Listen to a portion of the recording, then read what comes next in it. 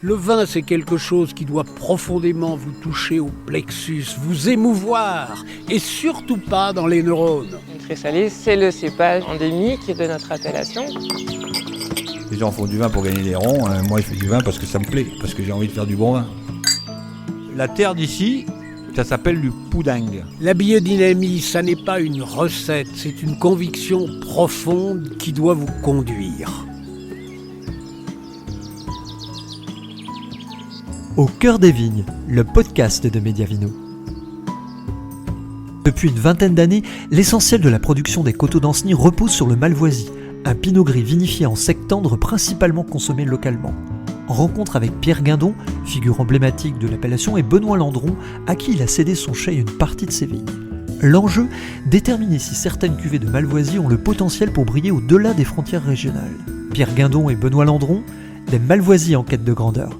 Benoît, on se retrouve confortablement installé dans ton bureau, mais tu es venu avec un invité. Oui, j'ai invité Pierre Guindon. Ouais. Pierre qui est une figure des coteaux d'Ancenis et qui a été reconnu en particulier pour le fameux malvoisie qu'on évoquait tout à l'heure. Donc Pierre, aujourd'hui, vous avez pris un petit peu de distance par rapport à tout ça. Un retraité heureux.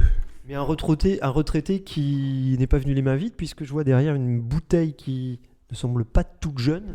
Il y a un peu de poussière sur la bouteille, effectivement. On nous dira le millésime plus tard quand on l'aura testé, mais j'ai pris des risques que je ne l'ai pas doublé. Donc imaginons un instant que celle-ci soit altérée. Donc Benoît nous a ouvert 2 bouteilles du malvoisie. Alors le malvoisie, c'est un petit peu la figure de proue aujourd'hui des coteaux d'Ancenis. Il y a quelques années, dans le cadre d'un article pour la revue Le Rouge et le Blanc, on avait surtout mis en avant les gamets plus que les malvoisies. Et là, on va débattre autour de ce malvoisie. Alors à l'époque, dans cet article, on avait estimé qu'il y avait des équilibres qui étaient parfois pas les meilleurs. Quel est votre regard tous les deux là-dessus déjà ? Très compliqué l'équilibre du malvoisie, donc entre 20 et 40 grammes de sucre, et on arrive à faire des choses complètement différentes. Tout dépend du climat, du millésime, des jeunes vignes, des vieilles vignes. C'est assez compliqué. Autant quand c'est moins sucré, ça va très bien quand c'est jeune. Autant quand les vignes ont beaucoup de choses à dire, c'est quand même vachement bien quand ça porte du sucre et qu'on leur colle quelques millésimes. Et pour rebondir, on aura le millésime tout à l'heure pour illustrer le propos de Benoît. Non, effectivement, la vigne, c'est une chose.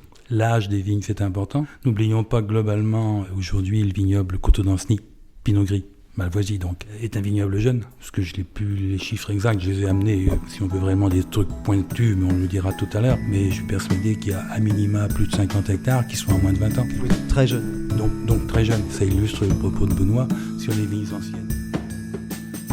Ce podcast vous est proposé gratuitement par Mediavino. Si vous souhaitez découvrir la suite de ce reportage ainsi que nos prochaines diffusions en exclusivité et en intégralité, abonnez-vous sur mediavino.info. Vous recevrez chaque lundi à midi un nouveau podcast ainsi qu'une vidéo, une interview et un édito. Mediavino, voyage au cœur des vignobles pépites.